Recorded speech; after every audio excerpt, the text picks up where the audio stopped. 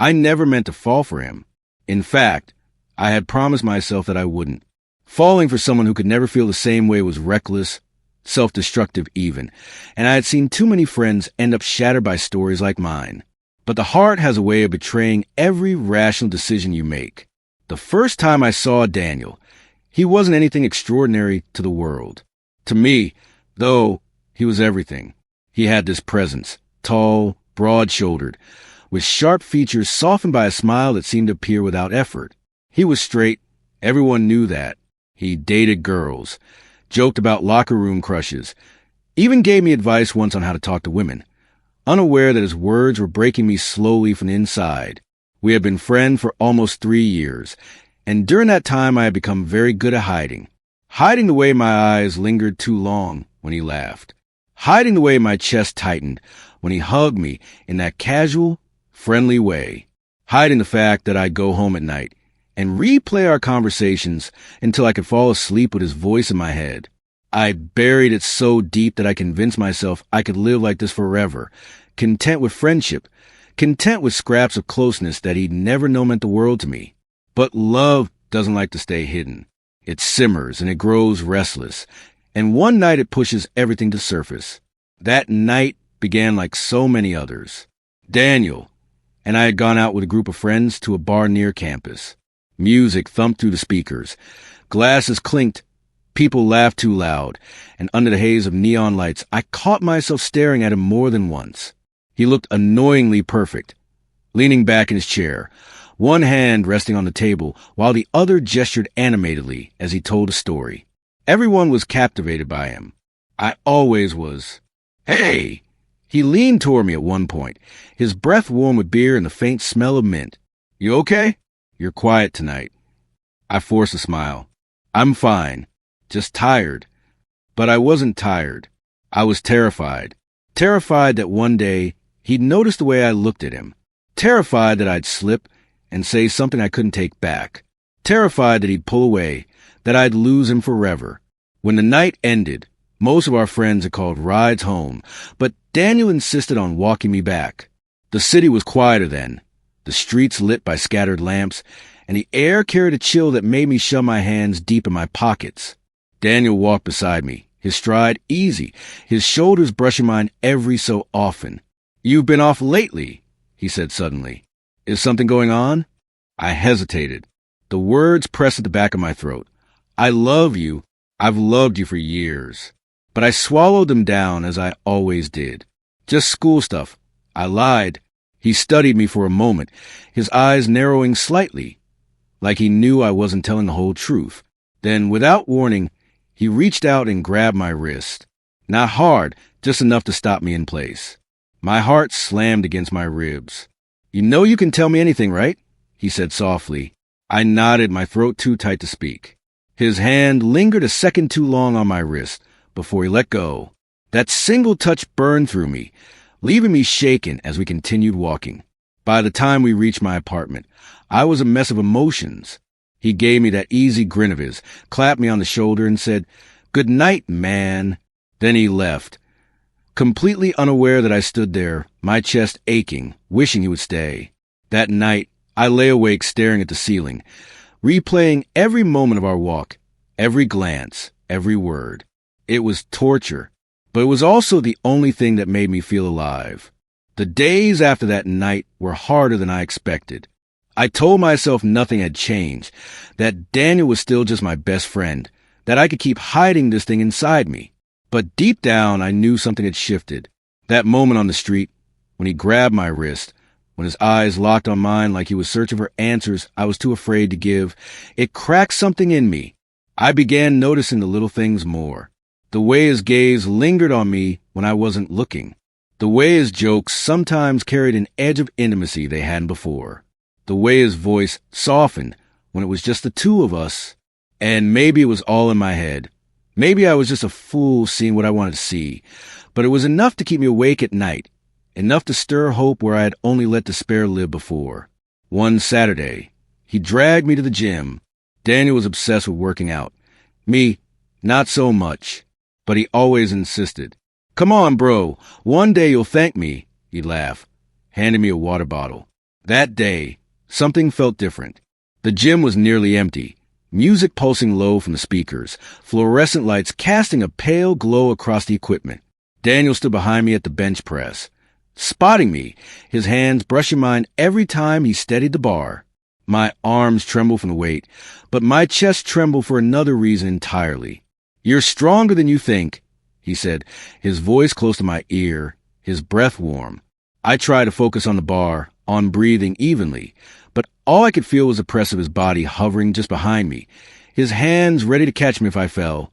My heart was hammering far louder than the music. When I finally racked the weight, I sat up breathless, sweat dripping down my temples. He clapped me on the back, grinning. "See? Knew you could do it." The touch lingered. Too long for casual. My throat went dry. For a second, our eyes met, and the air between us thickened. He opened his mouth like he was about to say something. Then someone else walked past, and he pulled away quickly, his grin slipping back into place like a mask. That was the first time I wondered if he was hiding something too. Later that night, we ended up on his couch, beers in hand, some stupid action movie playing on TV. My focus was on the screen. It was on the way his knee brushed against mine, the way he leaned closer every time he laughed, like gravity itself was pulling him toward me. I could barely breathe. My body caught between wanting to run and want to stay pressed against him forever. Halfway through the movie, he turned to me suddenly. You ever think about, like, what people would say if you, I don't know, like someone you weren't supposed to? My chest froze. "What do you mean?" I asked carefully, my voice softer than I intended. He shrugged, looking down at his beer. "Like, if you had feelings for someone who didn't make sense. Someone you thought you couldn't have. You ever feel that?" My heart pounded so loud I was afraid he could hear it. He wasn't looking at me, but his words felt like they were aimed directly into me. My hand shook slightly as I set my bottle down. "Yeah," I whispered. "I know what that feels like." For a moment, silence stretched between us. Then he leaned back, exhaling hard, running a hand through his hair. "Yeah, me too." The room spun. I wanted to ask him what he meant, to push, to demand clarity, but fear clamped my mouth shut. What if he didn't mean what I thought? What if I ruined everything? So instead, I smiled weakly, nodded, and said nothing. But I couldn't forget those words. They echoed in my head all night, tangled with every glance, every touch, every moment of tension that kept growing between us. And then came the night everything changed. We were walking back from another night out, laughter spilling between us, when we passed a group of people standing near the corner. A couple of them recognized Daniel, old high school friends. I think. They called out his name, waving, and as we crossed the street toward them, something unexpected happened. Daniel reached for my hand. At first, I thought it was an accident. His fingers brushed mine, and my heart jumped into my throat. But then he laced his fingers firmly through mine, squeezing, holding on like it was the most natural thing in the world. I froze, every muscle in my body tense, my pulse racing so hard I thought I might collapse. And he didn't let go. We walked across that street, his hand warm and strong in mine, in full view of his friends, in full view of the world.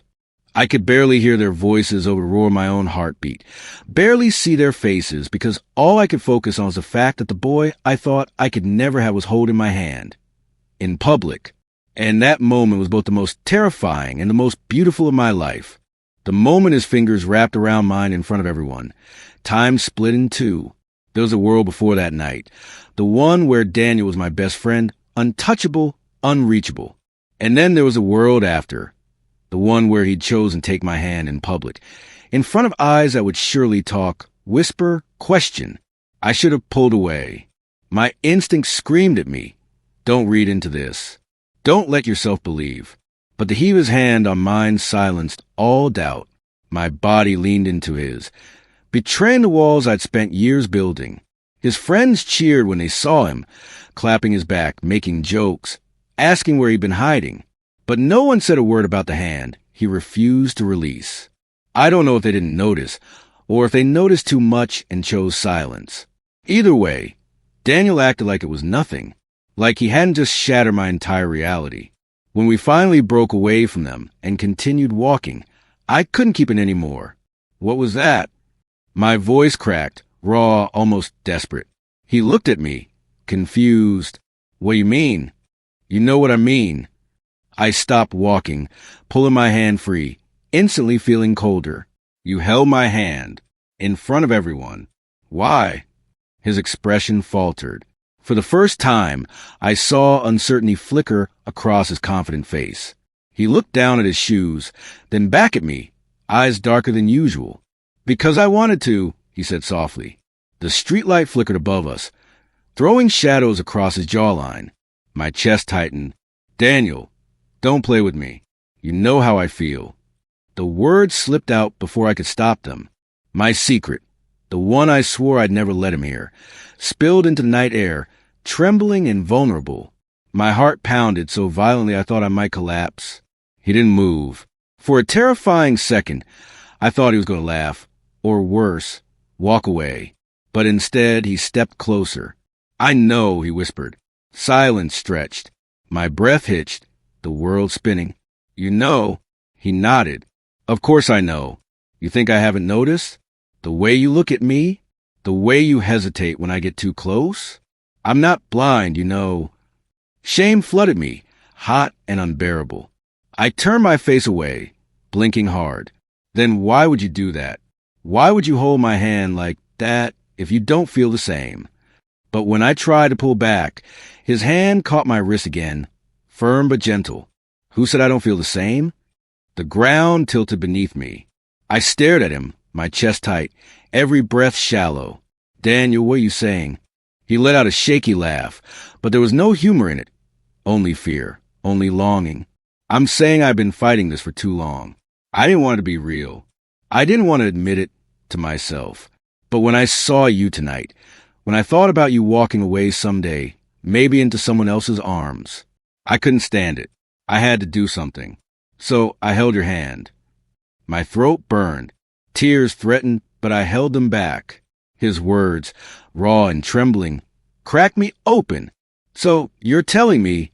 I whispered, afraid to believe it. He stepped closer still, until I could feel the heat radiating off his body, until the world shrank to just us. I'm telling you I feel the same, and it scares the hell out of me. And then, before I could respond, his forehead pressed gently against mine. Not a kiss. Not yet. But the closeness was unbearable, intoxicating. I could feel the rapid beat of his heart through the thin space between us. I don't know what this means, he admitted, his voice breaking. I don't know how people will look at me, at us. But I know this. I don't want to lose you. Not to anyone. Not ever. I swallowed hard, my whole body trembling. My hands rose almost unconsciously, brushing against his chest, feeling the rise and fall of his breath. You don't have to know what it means, I said softly. We'll figure out. Together. His eyes glistened under the streetlight. And in that moment, all the years of tension, denial, longing, they collapsed like fragile glass. He leaned in, and finally, after years of dreaming, I felt Daniel's lips press against mine. It wasn't rushed. It wasn't careless. It was soft, trembling, full of fear and full of love all at once. A kiss that told me everything words couldn't. That he was mine, that I was his, that no matter how complicated the world became after this, we had crossed a line we could never uncross. When we finally pulled apart breathless, his hand still held mine, tighter than ever, and I knew, for the first time in my life, that this wasn't just a crush anymore. This was love. The world didn't end after Daniel kissed me, but it felt like it had been reborn. That night, as we walked back toward his car, the silence between us wasn't heavy anymore. It was soft, almost sacred. His fingers brushed against mine every few steps, as if he wasn't quite brave enough to hold my hand again, not after what we'd shared, but not willing to let go either. When we reached the car, he leaned against the door, staring at me like I was the only person alive. I don't even know what happens now, he admitted, his voice rough but gentle. Do we tell people? Do we keep it quiet? I've never. You don't have to figure it all out tonight, I said quickly, stepping closer. Close enough to smell his cologne, close enough to see the small, nervous twitch in his jaw. We'll take it one day at a time. No pressure, no rules, just us. His shoulders eased. He reached up, brushing a thumb across my cheek. The simple touch nearly undid me. I don't deserve you, he whispered. You've got that backward, I said, managing a smile. I've been yours for years, Daniel. You just didn't know it. For the first time, he smiled back, not the confident grin he showed the world, but something softer, more vulnerable. Guess I'm a little late, he murmured. I shook my head. No, you're right on time. He kissed me again, slower this time, lingering, like he was memorizing the shape of my mouth.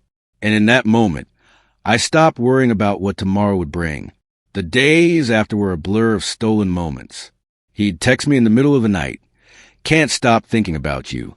He'd brush against me in the gym, his hand resting on my lower back just a little too long.